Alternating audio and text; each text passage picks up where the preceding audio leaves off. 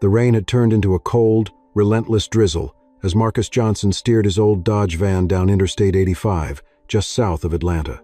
The worn windshield wipers squeaked in rhythm, barely keeping pace with the rain. He was 2 hours late coming home from his last delivery. His girls would be asleep by now. He hated that. He promised Naomi he'd be home in time to check her math homework and listen to Zoe read another chapter from her book about outer space. Instead, here he was just a man, tired, wet, and wrapped in silence. That's when it happened. A flash of silver swerved ahead. Headlights jerked, tires screeched, and a luxury SUV slammed into a utility pole on the shoulder of the highway. Sparks flew as metal kissed metal, the impact ringing out in the night like a gunshot. Marcus slammed his brakes. His truck fishtailed slightly before stopping. Instinct, not hesitation, took over. He jumped out, boots splashing in the muddy shoulder. The SUV's hood was crumpled like paper, steam hissing up like the breath of a wounded beast. Flames flickered beneath the chassis. Marcus reached the driver's side. It was jammed shut. He didn't see the face yet. He only heard the softest groan from inside, muffled by the downpour and broken glass. With a grunt, Marcus kicked the side door twice before it gave way. The smell of smoke and gasoline clung to his nostrils as he reached inside. The driver was a woman, slender, unconscious, blood trickling from her temple. Designer jacket, diamond watch. Her seatbelt was stuck. Marcus yanked at it, fingers slick with rain and something warmer. The flames were closer now. Time was not on their side. With a final pull, the belt snapped free. Marcus gathered her in his arms and backed out just as the fire under the hood burst into full flame. He stumbled backward, holding her tight. The heat licked his back as he reached the safety of the grass embankment. Sirens wailed in the distance. Someone must have called it in. He looked down at her dark hair, soaked, skin pale, lips slightly parted. She was breathing, alive, and he had no idea who she was. 2 days later, Evelyn Grace opened her eyes to the sterile white of the hospital ceiling. The last thing she remembered was the tension in her neck as she left the charity gala, the stiff smile she'd worn for hours. Then, darkness, fire, a man's voice low, calm, strong. Her assistant stood nearby, talking on the phone. When Evelyn moved, he rushed over. "You're awake. Evelyn, thank God. Do you remember anything?" "Who saved me?" she asked, her voice dry as ash. "Some guy, African-American, mid-30s, no name. He left before anyone could thank him." She turned her head slowly, staring out the window. "I remember." His eyes. 3 more days passed before she found him. It took a private investigator and a hunch. Marcus was delivering groceries to a small convenience store in East Point when she pulled up in her black sedan. She stepped out, elegant as ever, but this time without heels or security, just a wool coat and cautious grace. Marcus recognized her instantly. He had seen her face on magazine covers at checkout counters, heard her name on NPR. Evelyn Grace, founder and CEO of Grace Tech Innovator, billionaire, alone. "I just wanted to say thank you," she said, her tone earnest. "You already did," Marcus replied, hoisting a crate of bananas. "You're breathing. That's enough." She smiled. "Would you have done it if you knew who I was?" "I didn't care who you were. You were a person. That was enough." There was silence. Rain began again, soft and steady. Evelyn stepped closer. "I'm not good at asking for help, Mr. Johnson, but I'd like to offer you a job." He raised an eyebrow. "I have a property, large garden, needs care. I thought your daughters might enjoy it too." He frowned. "Ma'am, with all due respect, I don't need charity." "It's not charity," she said. "It's a chance. For you, for them, and maybe, for me too." Marcus didn't respond right away. Pride and gratitude tangled inside him like roots underground. He looked at her not as a CEO, not as the woman in the burning car, but as a human being who, despite everything, had come to say thank you in person. "I'll think about it," he said. Evelyn nodded. "That's fair." As she turned to leave, Zoe and Naomi ran up, arms full of school books, their laughter rising above the rain. Evelyn watched them, a softness in her expression Marcus hadn't noticed before. He watched her go, wondering why his heart beat a little harder now than it had during the fire. He didn't know it yet, but fate had just started writing a new chapter, and neither of them would walk away unchanged. The sun filtered through the blinds in Marcus's modest kitchen, casting striped shadows across the breakfast table where Zoe and Naomi sat munching on cereal. The girls chatted quietly, their voices blending with the soft hum of the refrigerator and the occasional creak of the old wooden floor. Marcus stood at the sink, scrubbing out a coffee mug that had seen better days. His mind wasn't on the dishes, though. It was still stuck on the woman with the diamond watch and the eyes that haunted him more than the fire did. He hadn't told the girls about the accident, not in detail. He didn't want them to worry, but part of him couldn't shake the image of her, the way her lips had parted slightly as if to say something, the way her hand had clung to his sleeve even in unconsciousness. He didn't even know her name then, but now it rang in his ears, Evelyn Grace, not just a survivor, but a symbol, a name he'd seen on headlines and heard in podcasts about tech revolutions, philanthropy, and wealth beyond imagination. He didn't want anything from her. That's what he told himself. But when she stood in front of him outside that grocery store, eyes soft, voice steady, offering something more than thanks, it had rattled something in him. It wasn't just the offer, it was her presence. That strange mix of grace and grief she carried. "You're quiet today, Daddy," Zoe said, licking milk from her spoon. "Just thinking," Marcus replied, forcing a smile. "Is it the lady with the shiny car?" He turned, raising an eyebrow. "What makes you say that?" "She was pretty," Naomi added, chin resting on her palm. "She looked at you like you were a superhero." Marcus chuckled under his breath. "Well, I'm no superhero, just a tired dad who needs to get you both to school before we're late again." In footnote, later that day, after dropping the girls off, Marcus drove out to the address scribbled on the back of a receipt Evelyn had left at the store. He didn't plan to go. He told himself he was just driving by, maybe to see if it was real. But as he pulled up the long driveway lined with old oak trees, he felt something shift. The house wasn't a mansion, but it was grand in its own way. White columns, sprawling porch, tall windows with dark green shutters. It sat quietly in the early morning light, like it had stories to tell. Evelyn was there, standing at the base of the steps, wearing jeans, boots, and a sweater that looked more comfortable than expensive. She was holding a mug and didn't look surprised to see him. "I made coffee," she said simply, lifting the mug slightly. "I'm not here for coffee," Marcus replied, stepping out of the van. "I know, but you still might want some." He didn't answer, but he followed her onto the porch. She poured him a cup and handed it over without ceremony. The silence between them was surprisingly comfortable. "You really live here?" he asked. "Sometimes," she said. "Mostly, it sits empty. I grew up not far from here. After my parents died, I kept the place. Reminds me of who I was before the headlines." They sat on the porch swing, the wood creaking slightly beneath them. "Your daughters. I thought they might enjoy the garden. It's overgrown but has potential. So do you." In 4. Marcus sipped the coffee. It was good, strong, no sugar. "I don't want to be anyone's project." "You're not," Evelyn said. "Neither am I." He looked at her then, really looked. Not the CEO, not the billionaire, just a woman with shadows behind her eyes and too much space in her house. "Why me?" he asked. "Because you didn't ask for anything. That tells me everything." He didn't know what to say to that. Instead, he stood, walking to the edge of the porch. The garden lay beyond, wild with weeds and tangled rose bushes. Somewhere among the chaos, there was order waiting to be uncovered. Maybe that's why he was here, maybe not. "I'll think about it," he said again. Evelyn smiled faintly. "You said that already, and I meant it both times." He left not long after, but something followed him home. A question, a curiosity, a quiet pull. That night, he told the girls about the offer. "It's not a job," he explained. "Not really. More like a place to help out. A garden, big one." "Can we go?" Zoe asked, eyes wide. "Maybe," Marcus replied. "We'll see." Naomi leaned against his arm. "You like her?" Marcus laughed. "She's a stranger." Naomi shrugged. "So was Mommy once."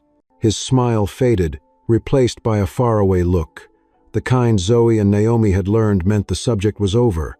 The next morning, Evelyn got a text. "We'll come by this weekend, just to look." No name, just that. And it was enough. She read the message twice, then tucked the phone into her pocket, stepping out into the garden barefoot, letting the grass wet her feet. For the first time in months, maybe years, something inside her felt real, Not gratitude, not charity, not debt. Hope. Saturday morning arrived, wrapped in golden light. The kind that made even the cracks in the sidewalk look like brushstrokes on an old painting. Marcus drove the van slowly down the winding road leading to Evelyn's property, the girls buzzing with excitement in the back seat.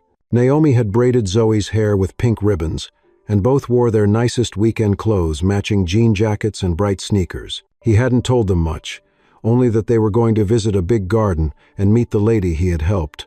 But kids could sense more than what was said. Naomi had packed a sketchbook and a crayon tin, just in case there were flowers she wanted to draw. Zoe brought binoculars for birdwatching, claiming she'd seen a red cardinal last time they were near the woods. Marcus had dressed simply, as he always did, faded jeans, sturdy boots, and a soft flannel shirt. He didn't know what this visit meant, or whether it would lead to anything, but his gut told him to show up, and when he parked the van by the white gate and saw Evelyn already waiting with a wicker basket in one hand and her golden retriever trotting beside her, something in him relaxed. She waved them in, and the dog barked once in greeting. "This must be Zoe and Naomi," she said as the girls climbed out. "I'm Evelyn, and this is Jasper." The dog wagged enthusiastically. The girls knelt to pet him, instantly at ease. Evelyn turned to Marcus. "You came. We said we would," he replied. She led them around the side of the house toward the back garden, and even Marcus had to pause. The space was enormous, rolling paths, crumbling stone benches, overgrown rose arches, wild thickets of lavender, and patches of earth that had clearly once been beds for vegetables or herbs. A few old birdhouses swayed in the trees, and further out, the silhouette of a greenhouse stood half-covered in ivy. "Wow," Naomi whispered. "This looks like something from a fairy tale," Zoe added. Evelyn smiled. "It used to be beautiful. My mother planted every single rose bush. She kept a journal of all the species she grew. I found it recently. Thought maybe it was time to bring some of it back to life." "With us?" Naomi asked, wide-eyed. Evelyn glanced at Marcus. "Only if your dad says yes." He crouched to his daughter's height. "What do you two think?" "I think it's perfect," Naomi whispered. "I think Mommy would have liked it," Zoe added softly. That made Marcus pause. He looked back at Evelyn, who gave him a quiet nod, as if to say she understood. The decision was made right then, not with words, but with a shared look and the way his daughters already felt at home. The rest of the morning was spent exploring. Evelyn walked them through the garden paths, explaining which sections had once held tomatoes or basil, which roses her mother had given names to Pearl, Juliet, Sunrise. She wasn't formal or distant. She knelt in the dirt with them, pulled up weeds with bare hands, and even let Naomi sprinkle wildflower seeds along a forgotten border. Marcus took mental notes, what tools he'd need, how much compost the soil would require, where to start pruning. His hands itched to begin. But more than that, something deeper stirred in him, the feeling of purpose, not just work. That afternoon, while Zoe and Naomi played fetch with Jasper near the pond, Marcus and Evelyn sat under the arbor where vines twisted above their heads, giving shade from the midday sun. She handed him a glass of lemonade. "So," she began, "will you take the job?" He hesitated, swirling the condensation on the glass. "You sure you want someone like me out here every day?" "Why wouldn't I? You know who I am, where I come from. My life's messy. I'm not exactly country living material." Evelyn looked at him, eyes steady. "Neither am I. But maybe messy's the new beautiful."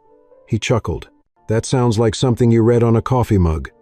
"I might have stolen it," she admitted, laughing softly. Then she grew quiet. "You saved my life, Marcus. I don't think it was an accident we met." He turned to her, something flickering behind his calm expression. "I didn't do it for anything in return." "I know. That's what makes you the kind of person I want around." A silence stretched between them, but it wasn't uncomfortable. It pulsed with something unspoken, a curiosity, a recognition. Marcus set the lemonade down. "All right, I'll do it. But not because of what happened on the highway, because of what I saw today. The way they smiled, the way they played. It's been a long time since I saw them like that." Evelyn nodded. Then it settled. As the sun began to sink behind the trees, casting gold across the tall grass, Marcus called the girls. They ran over breathless, cheeks pink from laughter. "We're staying?" Naomi asked. "We're coming back," Marcus said. "And I guess I'm the new head gardener." Zoe hugged him tight. Best garden ever. Evelyn stood nearby, arms crossed, watching them with a strange mix of contentment and something more vulnerable. For a woman who had once owned every square inch of her world, she was finally letting someone else in, and as Marcus loaded the girls back into the van, promising to return Monday morning with gloves and shears, he caught her eye again. For just a second, something passed between them, unspoken, tender, maybe even inevitable. Something was growing here, not just flowers, not just second chances, but something softer, riskier. The kind of thing you don't say out loud at first. The kind of thing that takes root before you realize it's already started to bloom. Do you believe that just one glance, if it's with the right person, can change your entire life? If so, tap the like button, drop a 1 in the comments, and share your story with us. We'd love to hear it. Monday came with the promise of sun and the scent of dew clinging to the grass. Marcus arrived early, his van loaded with tools, gloves, and 2 lunchboxes packed with care by Naomi and Zoe. The girls had insisted on coming before school, even if just for a little while. Evelyn was already in the garden when they arrived, hair tied back, sleeves rolled up, pulling weeds like it was her form of meditation. She looked up when she heard the van doors slam. "You're early," she said, smiling as Marcus approached, carrying a battered metal toolbox. "You said the roses were waiting. They always are." The girls ran ahead, Jasper bounding alongside them, disappearing down a shaded path near the pond. Marcus glanced at Evelyn.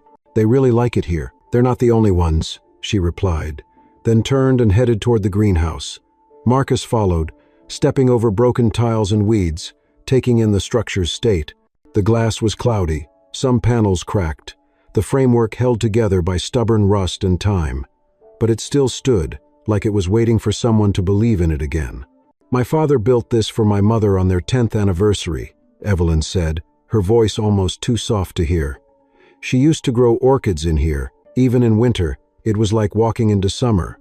Marcus ran his fingers along a shelf. "Needs work, but it can be saved." "That's what I thought. I wasn't sure you'd agree. I wouldn't be here if I didn't." She looked at him then, with something more than gratitude, something warmer. "Then let's get started." Over the next few days, they settled into a rhythm. Marcus arrived after dropping the girls off at school and stayed until just before dinner. He dug up old roots, cleared brambles, and repaired fence posts, while Evelyn focused on research: what to plant, where to find the best soil, how to attract pollinators. Sometimes she joined him in the dirt, gloves on, laughter close behind. Other times she simply watched, sipping iced tea from the porch and offering suggestions that weren't really suggestions at all, just her way of feeling involved.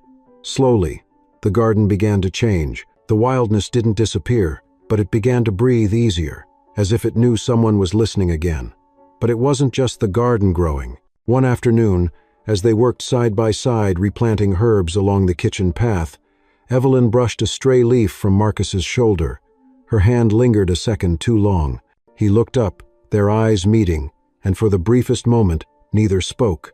It wasn't awkward, it was charged, like a string had been pulled taut between them. She was the first to look away.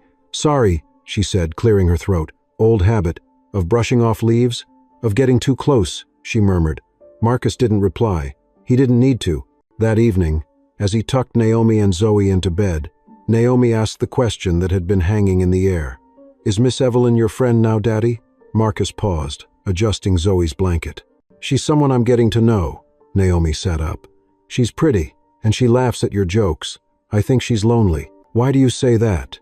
"Because sometimes when she smiles, her eyes don't smile with her." Marcus didn't answer. He just kissed them both goodnight and walked out, heart heavier than he expected. The next morning, he arrived to find Evelyn sitting on the porch steps, holding a photo in her lap. She handed it to him without a word. It was a picture of her parents, her mother in a wide-brimmed hat, holding a basket of freshly cut roses, her father, tall and proud, arms slung around her shoulders. "They loved this place," she said. "I used to think if I made enough money, I could buy back that feeling. But it doesn't work that way." "No," Marcus said, studying the photo. "You can't buy home." She looked up at him. "But you can build it, right?" He nodded, piece by piece. They spent the rest of the day clearing the path to the old bird baths. Evelyn told stories about her childhood, how she used to sneak cookies from the kitchen and hide under the rose arch, how her mother would sing to the plants. Marcus shared bits of his own life too, though he was more guarded. He spoke of late nights hauling freight, of missing Naomi's first steps, of Zoe's science fair project that nearly set the kitchen on fire. They laughed more than once, and in between, something unspoken continued to take root. At one point, Evelyn reached for a rusted birdhouse that had fallen. As she steadied herself on a rock, she slipped. Marcus caught her instinctively, his hands on her waist, her breath catching. For a heartbeat, they were close, too close. She looked at him, her voice barely a whisper. "Marcus," but he stepped back, gently, respectfully. "You all right?" She nodded. "I am now." The moment passed, but its echo lingered. That night, Evelyn stood in the garden alone, looking at the moonlight dancing over the pond. She could still feel where his hands had held her, not with urgency, but with care. She touched her wrist, where his fingers had brushed hers. She closed her eyes and let the silence speak. Something was changing. Slowly, yes, but undeniably. And though neither had said it out loud, the truth was becoming harder to ignore. What had begun as an accident, a rescue, a gesture of gratitude, was blooming into something far more dangerous. Something tender, something real. Evelyn wasn't ready to name it. Marcus wasn't ready to claim it, but the garden knew, and soon, so would they. The following week brought warmer days and a rhythm so natural it felt rehearsed. Marcus arrived every morning just as the mist lifted off the grass, and Evelyn greeted him with 2 mugs of coffee, black for him, cinnamon and cream for her. They worked mostly in companionable silence, broken only by the occasional joke, story, or shared observation about the robins returning to the cedar trees. The garden, once wild and forgotten, was now pulsing with color. The rose bushes were pruned and ready, herb beds sprouting basil, thyme, and rosemary.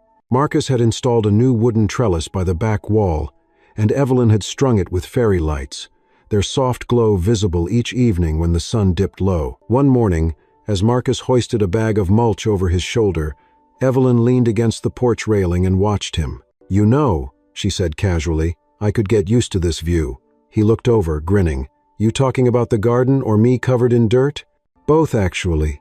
She smiled, a warmth in her tone that hadn't been there weeks ago. He chuckled. "Well, the dirt's permanent. The view might change." "Don't," she said quietly. "Don't talk like you're not staying." Marcus paused. His expression softened. "It's not easy for me, Evelyn, letting people in. You know that." "I do." She came closer, her gaze steady. "But you let me in that night. You didn't even know me. That was different. You were bleeding and trapped in a burning car. And you were the first person in a long time who didn't want anything from me." Silence stretched between them. Evelyn broke it. "You ever wonder what would have happened if you hadn't driven that route that night?" "Every day," Marcus replied. That night, Evelyn invited Marcus and the girls to dinner inside the house for the first time. The girls were thrilled. Naomi helped Evelyn set the table, while Zoe followed Jasper around, giggling as the dog tried to sneak bites of bread. Marcus watched from the kitchen doorway, unsure whether he belonged in a space so refined yet filled with laughter that felt strangely familiar. Evelyn noticed. "You okay?" "It's just been a long time since we sat at a table like this." "Well," she said, gesturing toward the chairs, "let's make it a habit." Dinner was simple: roasted chicken, potatoes, sautéed greens, and peach cobbler for dessert. Naomi complimented the cobbler twice, and Evelyn beamed. They talked about school, books, space travel, and Zoe's dream of becoming an astronaut. Marcus found himself laughing more freely than he had in months. After the girls were tucked in for a nap on the sofa, their plates cleared. Evelyn poured 2 glasses of wine and joined Marcus on the back porch. Fireflies blinked across the yard. "It's beautiful here at night," he said. "I used to be afraid of the dark," she admitted. "This house felt too big after my parents died. Too quiet, like it echoed with everything I hadn't said." Marcus nodded slowly. "Grief has a way of doing that." "Do you still miss her?" Evelyn asked. "Every day. Some days more than others. Some days it hits me like it just happened. I'm sorry. Don't be. She gave me these girls, and I see her in them all the time, in the way Naomi worries about everyone, in the way Zoe questions everything. That's a gift I carry with me." Evelyn looked at him, eyes glistening. "You're a good man, Marcus Johnson." He smiled quietly. "I try." Then, without planning it, without thinking too much, she leaned in. Their lips met slow, uncertain at first, but real. When they pulled apart, Marcus looked at her, unsure whether to apologize or speak. Evelyn saved him the trouble. "I'm not asking for promises," she said, her voice low. "Just moments, one at a time. That," he said, "I can give you." The next morning was different, not awkward, but undeniably changed. They moved around each other with a new awareness. Their conversations layered with something deeper. But life, as it does, never stays still for long. That Thursday, as Marcus was mending a cracked stone path near the pond, an unfamiliar car pulled up to the gate, a sleek black sedan with tinted windows. Evelyn stood from where she had been trimming rose bushes, her face going pale. "That's Charles," she murmured. "My board chairman." Marcus raised an eyebrow. "You expecting him?" "Not at all." The man who stepped out was tall, well-groomed, late 50s, with a smile that didn't quite reach his eyes. He looked at Marcus first, then at Evelyn. "Well, this is unexpected," Charles said smoothly. "You've been very quiet lately. I thought I'd come see what's keeping you from our meetings." "Charles, this is Marcus Johnson. He's helping restore the garden." Charles offered a stiff nod. "Pleasure, Evelyn. Might we speak in private?" Evelyn gave Marcus a quick look, one that said this wasn't going to be pleasant. "I'll be right back," she said. The two walked toward the house. Marcus watched them disappear inside. He didn't like the man's tone, didn't like the way Evelyn's shoulders had tensed. Something about this visit felt like a cold wind sneaking in through a cracked window. 20 minutes passed before she returned. Her face was composed, but her eyes had lost some of their light. "Everything okay?" Marcus asked. "He wants me back in the office. Full time. Says the board's losing confidence in my leadership. Because you're spending time out here? Because I'm not playing the part they expect anymore." She looked at Marcus. "They want the cold, polished Evelyn Grace, not the woman with dirt under her nails and a smile that isn't rehearsed." "And what do you want?" She paused, then answered simply, "This." He nodded. "Then fight for it." She exhaled, the tension easing slightly. "I'm going to need help. You've got it." The moment was brief, but something had shifted. The first real challenge to their growing bond had arrived not from within, but from a world that didn't know how to understand love that bloomed in gardens instead of boardrooms. But Marcus had made a promise. One moment at a time, and this moment he was choosing to stay. The next morning, the air hung thick with tension. It wasn't the weather, though. The sky was gray and restless, but the kind of heaviness that came when something unspoken lingered just beneath the surface. Evelyn stood on the porch with her phone in hand, staring at the screen as if it might offer answers she wasn't ready to hear. Marcus arrived right on time, as always, stepping out of the van with his tool belt slung over one shoulder and a quiet alertness in his gaze. "Morning," he said. "You okay?" Evelyn didn't look up right away. "The board called an emergency meeting. Tomorrow. They're demanding I explain my absence and justify the company's recent direction." "You mean the donations? The green energy push?" She nodded. "They say I'm not being strategic, that I've lost focus. Or maybe they've just lost control." She met his eyes then, a flicker of appreciation softening her expression. "You always say the right thing." "Not always," he said. "But I mean it when I do." They didn't talk much after that, both falling into the day's work with unspoken urgency. Marcus focused on clearing the east walkway, where the flagstones had shifted over time, while Evelyn busied herself cataloging seedlings for the new butterfly garden they'd planned near the back hedge. But the silence between them wasn't cold, it was filled with weight, with thought, with the kind of mutual understanding that didn't require words. Around noon, as they paused for water beneath the old magnolia tree, Evelyn sat beside Marcus on the bench they had salvaged and restored together. "Do you think I'm making a mistake?" she asked. He tilted his head. "In what?" "In choosing this, the garden, the space, us, over what the world expects of me." Marcus was quiet for a moment. Then, "I think the only mistake is forgetting what makes you feel alive." She smiled faintly. "You sound like someone who's been through this. I've walked away from things that didn't fit me anymore. Jobs, people, expectations. It's scary, but staying where you don't belong? That'll kill you slower than any mistake ever could." Evelyn looked down at her hands. "The board's going to push back hard. Charles is already talking about replacing me. He says I've gone soft." Marcus gave a dry laugh. Funny how they always use that word like it's a weakness. I used to think so too, she admitted. Until I met you. The words hung between them, delicate as the blossoms overhead.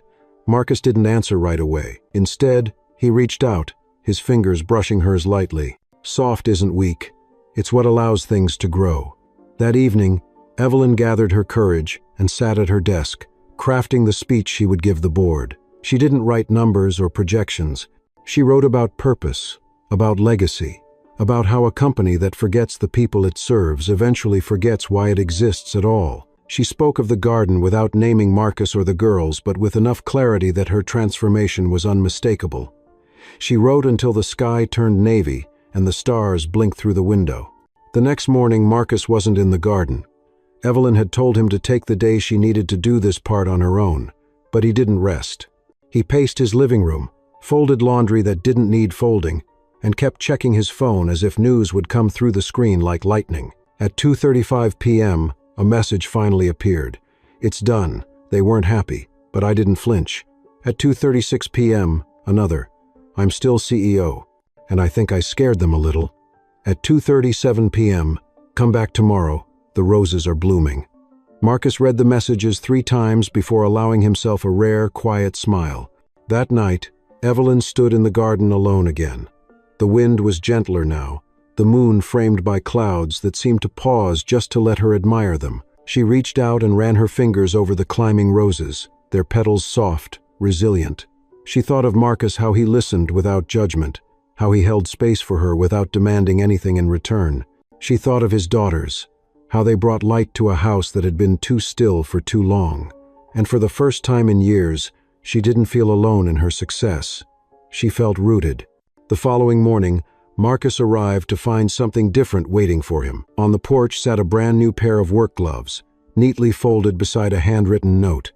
For the man who knows when to build and when to wait. Thank you for every seed you've planted and every silence you've filled. He held the gloves for a moment, then looked up to see Evelyn standing by the garden gate, sunlight framing her like a memory. You sure you're ready for more dirt? He teased. Only if you'll share it with me. They walked into the garden side by side, hands brushing but not yet held, hearts quietly aligned. Neither said what they both now knew, but the garden heard it, and the roses whispered their agreement.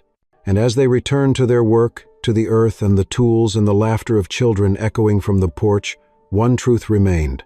Love, like any garden, grows best when given time, tenderness, and the courage to bloom where no one expects it. The next few weeks passed in a quiet rhythm that felt almost sacred. Marcus and Evelyn had settled into a partnership, one not spoken aloud but understood in the way they moved around each other. The garden bloomed wildly, as if feeding off their unspoken connection. Evelyn spent more time in flats and denim than in suits and heels, and Marcus found himself lingering longer after each day's work, not because he had to, but because he wanted to. The girls had grown comfortable too, Naomi helping Evelyn in the kitchen, offering her quiet, observant commentary on life, while Zoe had all but adopted Jasper the dog and turned the old swing set in the back into a makeshift space station. Life wasn't perfect, but it was real. And for a man who had spent so long just surviving, that reality felt like a kind of luxury. One Thursday evening, as the sun bled orange across the Georgia sky, Evelyn surprised Marcus with dinner in the greenhouse. She had strung up lanterns, set a table with mismatched plates and linen napkins, and prepared a simple but elegant meal: grilled salmon, sweet corn, wild rice, and fresh peaches for dessert. "What's all this?" Marcus asked, taken aback by the setting. Evelyn smiled, brushing a curl behind her ear. "A thank you for everything you've done, for what you've given this place, and me." Marcus looked around, taking in the soft glow, the warm scent of jasmine and honeysuckle wrapping around them. "You didn't have to." "I know, that's why it matters." They sat and ate, the meal punctuated by laughter and shared memories, stories of Marcus's youth in Macon, Evelyn's first failed business attempt in college, and the strange but comforting way life always seemed to circle back to the people who mattered most.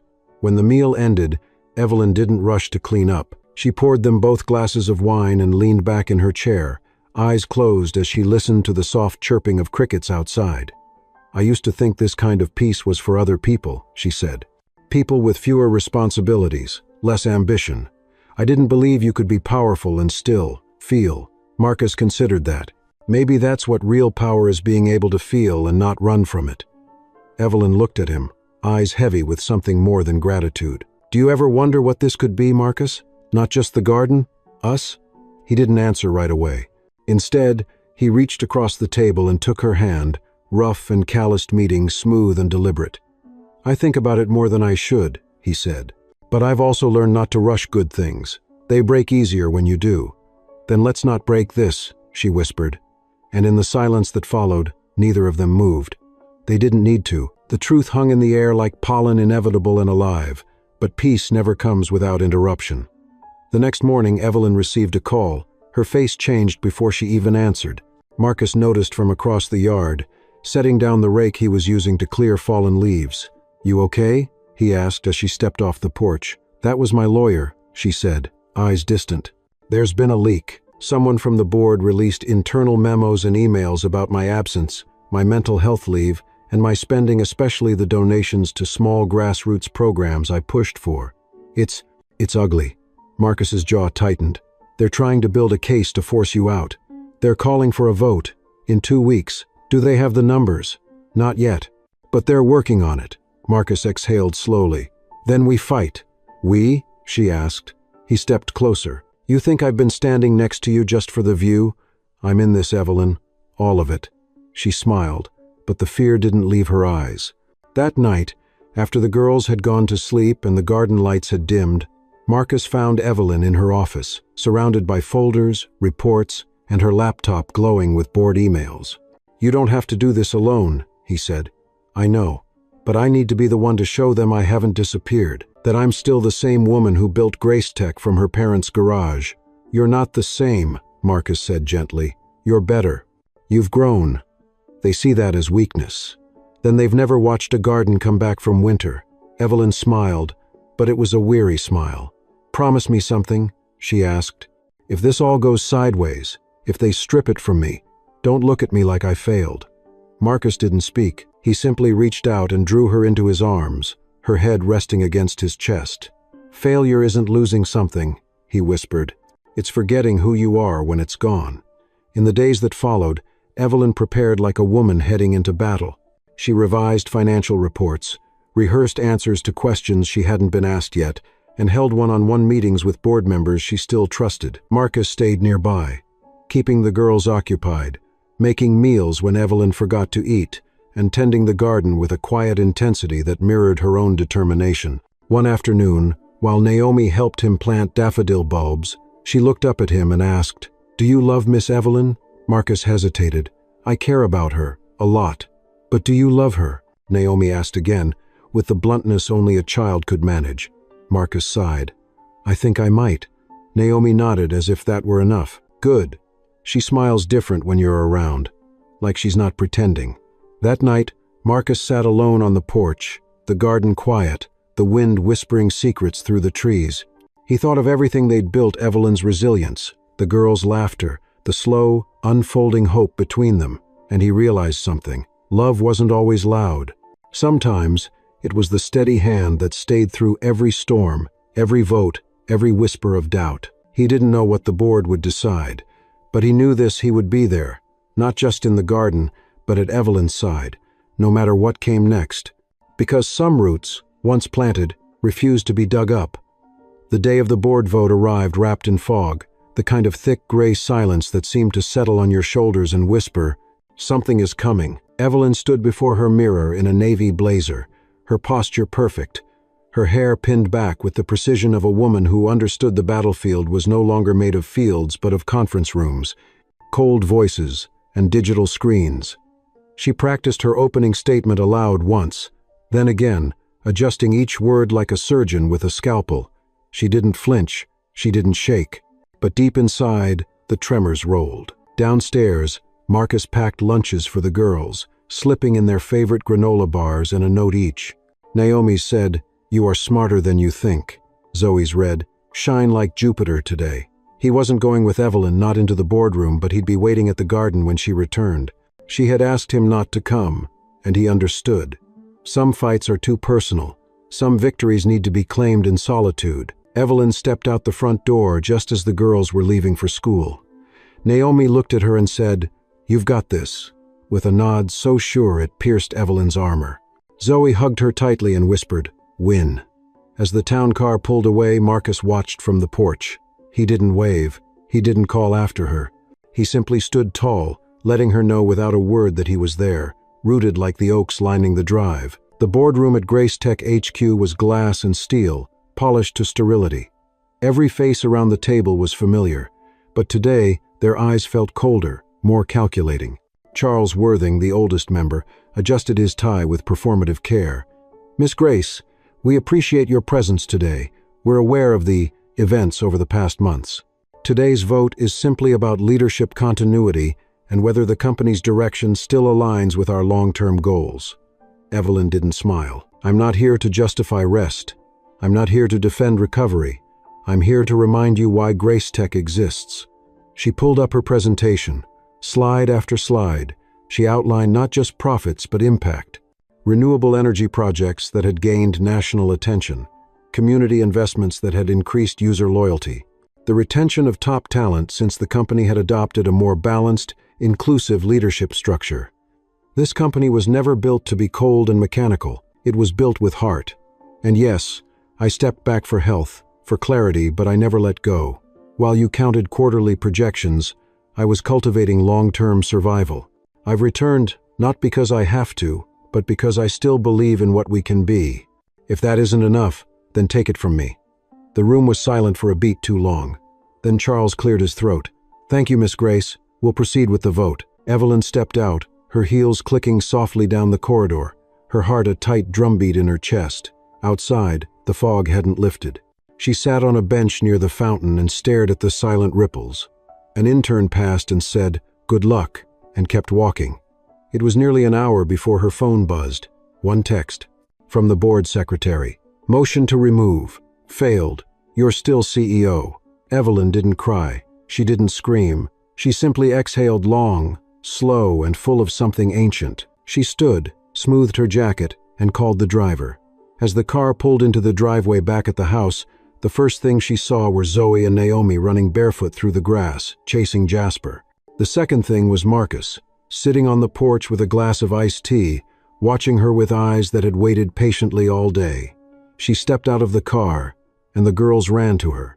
Naomi asked, "Did you win?" Evelyn crouched, gathering them both into her arms. "I did. We did." Marcus walked down the steps, expression unreadable. "So?" She looked at him, tears now quietly slipping down her cheeks. "I held the line. They tried. They failed." He gave a soft, relieved smile. "Told you you'd scare them." "They were scared," she whispered, "but I wasn't. Not really, because I knew you'd be here." That night, the garden was lit with soft lanterns again, not for romance this time, but for celebration. Evelyn made lemonade from scratch with the girls. Marcus grilled steaks over the fire pit, and even Jasper got an extra bowl of food for good behavior. As they ate, Evelyn told the story of the boardroom this time with a touch of humor, adding impressions of the shocked faces and exaggerated gasps. Marcus laughed, his deep, warm voice wrapping around her like a blanket. When the girls went to bed, Evelyn and Marcus stayed behind, watching the embers fade. "I want to give you something," she said, reaching into her pocket. It was a key old brass, simple. "To the greenhouse," she added. "I thought you might want to be able to come and go as you please." Marcus took it, turning it over in his fingers. "You sure? It's not just mine anymore. None of this island. You've helped build it. You've helped grow me. I want you to feel at home." He looked at her then, not as a man who had rescued her or as an employee, but as someone standing at the edge of something real. "Evelyn," he said slowly, "I've been home since the day you offered me this garden." She smiled, eyes shimmering under the garden lights. "Then stay, as long as you want." And as the night deepened, two people who once lived on opposite ends of power, pain, and privilege sat in the soft grass of a shared world. No promises, no declarations, just presence. And for now, that was more than enough. It started with a knock on the door just after breakfast. Evelyn was slicing apples for Zoe's lunch while Naomi hummed along with a jazz record playing softly in the background. Marcus was outside, fixing the squeaky hinge on the back gate. Everything felt quiet, ordinary, and good until that knock. Evelyn opened the door to find a man in a charcoal suit, clipboard in hand, badge tucked half visible in his coat pocket. "Miss Grace?" "Yes?" "Agent Delaney, Federal Business Oversight Division. I'm afraid we need to ask you a few questions regarding Grace Tech's recent offshore transactions." Her breath caught only for a moment, barely noticeable. She glanced over her shoulder at the girls, then stepped outside and pulled the door shut behind her. "Offshore transactions? We've received anonymous reports. Some funds redirected through Cayman subsidiaries. Unusual timing. Nothing formal yet. But if you could provide access to a few internal documents, it would help us close this matter quickly." Evelyn kept her tone measured. "You'll need to contact our legal team. I'll have someone reach out this afternoon." "Of course. Just doing our due diligence. Thank you for your time." The man nodded and walked away, leaving a trail of unease that settled into her spine. She stood on the porch for a few seconds longer, trying to breathe past the sudden tightness in her chest. This wasn't about her leadership.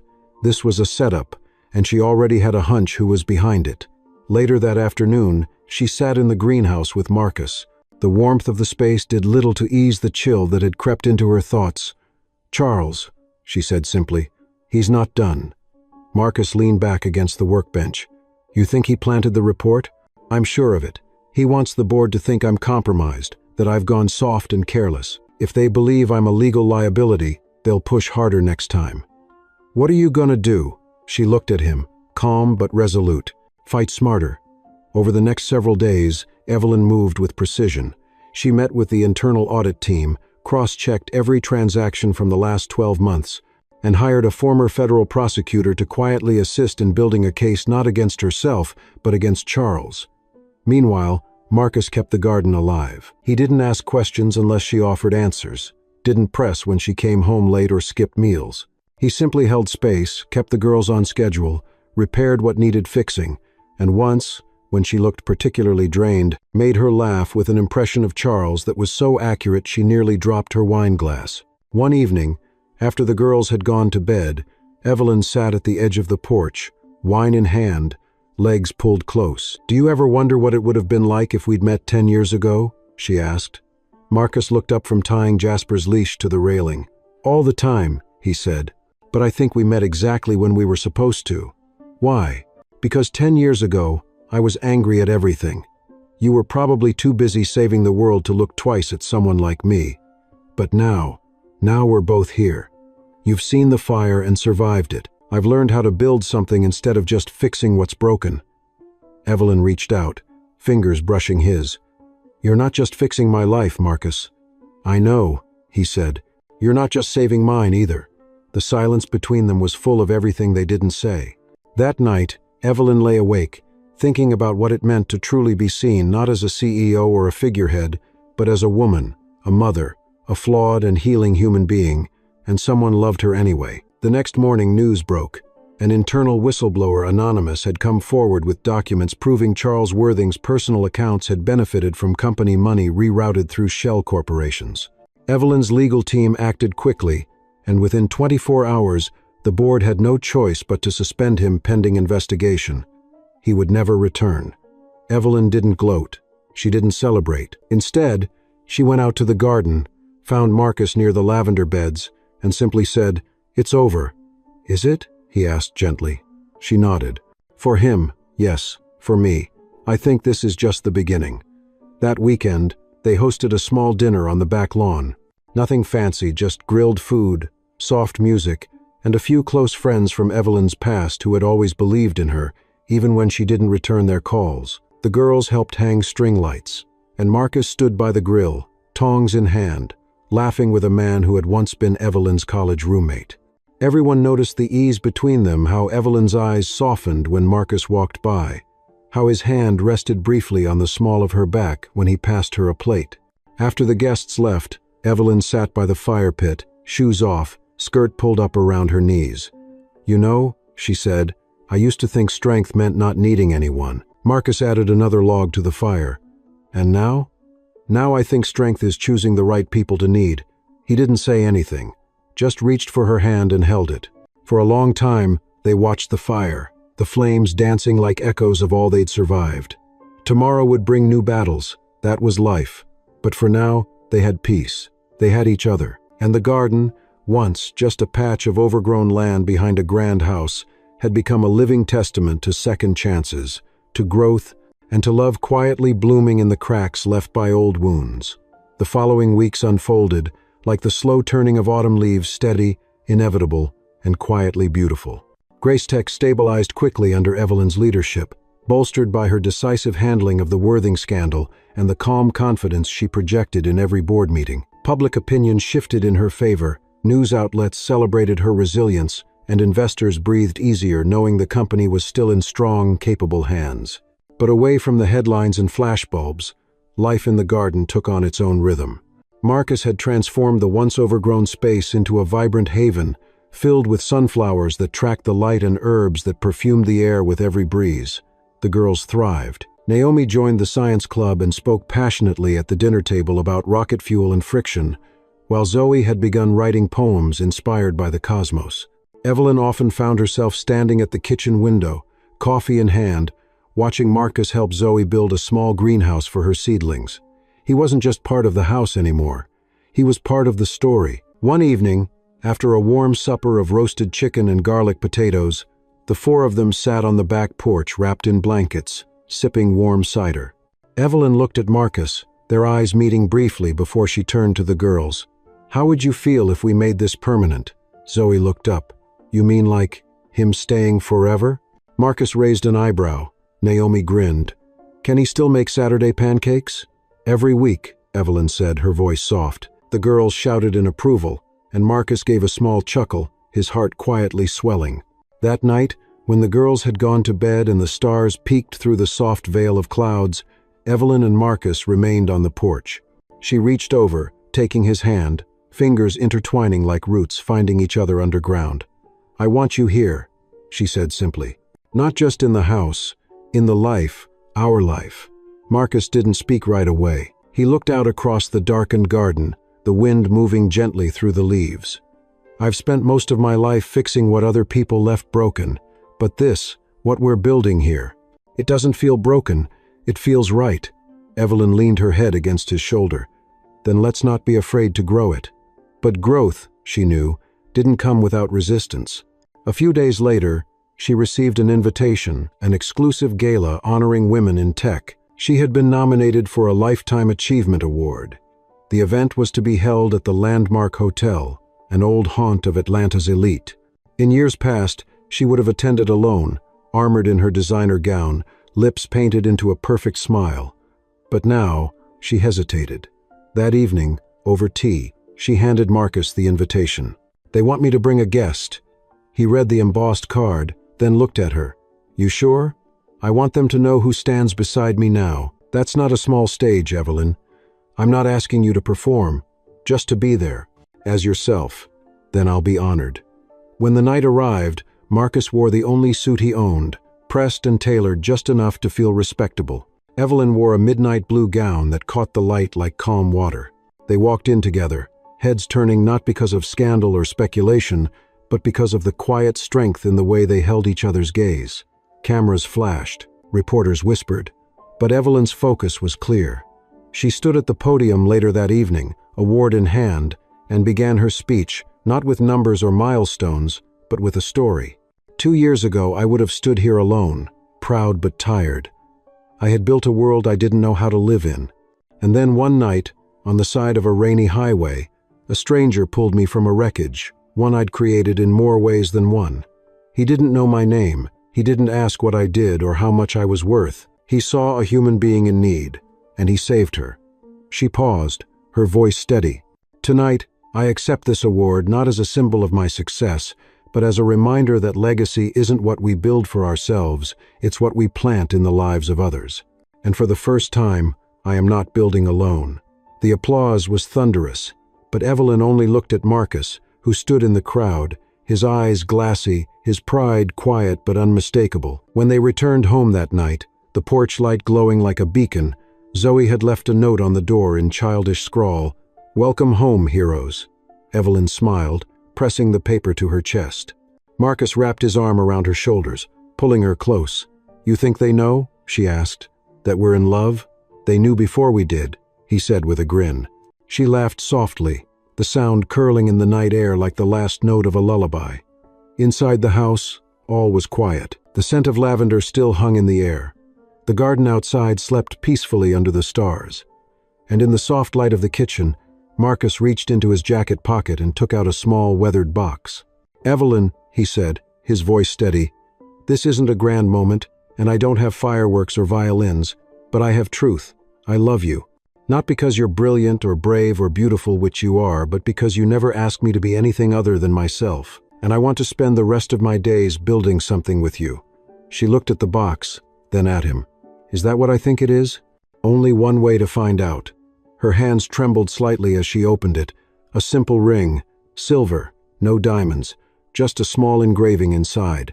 "Home is us." Tears welled in her eyes. "Yes," she whispered, pulling him into a kiss that was less a promise and more a beginning. In the distance, wind stirred the trees, and somewhere beneath the soil, roots deepened, silently, steadily, waiting for spring. The morning after Marcus proposed, sunlight spilled into the kitchen like a quiet benediction. Evelyn stood barefoot on the tile floor, her hands wrapped around a mug of black coffee, watching Naomi and Zoe chase each other across the garden path through the window. The simple ring on her finger felt warm, like it belonged there all along. Marcus came in behind her, setting a bowl of fruit on the counter, his touch familiar now, his presence grounding. "You sure you're ready for this?" he asked gently, nodding at the ring, then glancing toward the girls. Evelyn smiled, sipping her coffee. "I think I've always been ready. I just didn't know what it looked like until you walked into my life." Marcus laughed softly. "I didn't walk. I crashed in with groceries and muddy boots. And a heart bigger than anyone I've ever met." The wedding was not immediate. They both agreed that rushing felt wrong. It wasn't about the event, it was about the life they were already living. So they planned something small, just close friends and family, in the garden that had become their sanctuary. Meanwhile, life outside their circle continued to stir. Gracetech, though recovering publicly, was still reeling internally. An anonymous whistleblower had contacted Evelyn's office, alleging that remnants of Worthing's corruption extended further than they'd thought, particularly into one of the company's senior data partnerships in D.C. Evelyn immediately launched a quiet internal audit, determined not to let rot fester beneath the surface. She had Marcus to confide in now. Evenings, after dinner, they sat by the fireplace reviewing reports, her head leaning against his shoulder as he offered simple insights that often cut deeper than any executive's memo. "Follow the patterns," he'd say. "Truth hides in routine." One night, they found it. A sequence of unusually timed data transfers routed through a third-party consulting firm, Legion Systems. On paper, the firm seemed legitimate. In practice, it was laundering intellectual property into foreign hands. Evelyn's stomach turned. This wasn't just a breach of trust, it was a national security issue.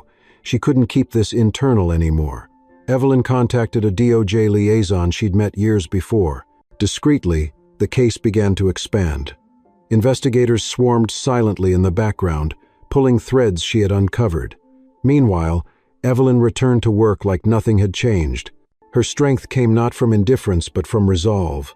Marcus watched her navigate this pressure with quiet awe. To him, she wasn't a CEO in this moment. She was a protector, a woman safeguarding something bigger than her name. Yet the pressure took its toll. One afternoon, she collapsed in her office, exhaustion, stress, dehydration. Marcus was there within minutes, cradling her as the paramedics arrived. At the hospital, the doctor warned, "You need to rest. If you keep running at this pace, your body will shut down harder next time." Marcus sat beside her hospital bed that night, holding her hand gently. "This fight is worth having, but not at the cost of your life." Evelyn looked up at him, eyes tired but fierce. "I've lived too long in silence, Marcus. I won't let them bury another truth, not on my watch." "Then let me stand in the fire with you. Don't do it alone." She squeezed his hand. "I never intended to." Her recovery was slow but steady. She reduced her hours, delegated more to the board, and focused on what mattered most: her health, her family, and the integrity of what she built. The girls, sensing the shift, became small warriors of joy around her. Naomi would leave encouraging notes on her nightstand. Zoe insisted on daily tea parties with No CEO talk allowed. Evelyn began writing again too, an old habit long abandoned.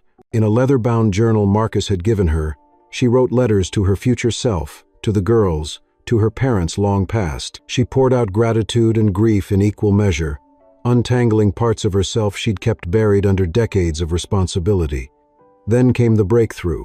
DOJ agents informed her that Legion Systems was tied to a shadow network that had infiltrated multiple American tech firms. Her evidence had opened a floodgate. Several arrests were made, including a former Grace Tech advisor she once trusted deeply. The news broke nationally. Evelyn's name was everywhere again, but this time, not just as a CEO or survivor, but as a whistleblower and patriot. Public opinion soared.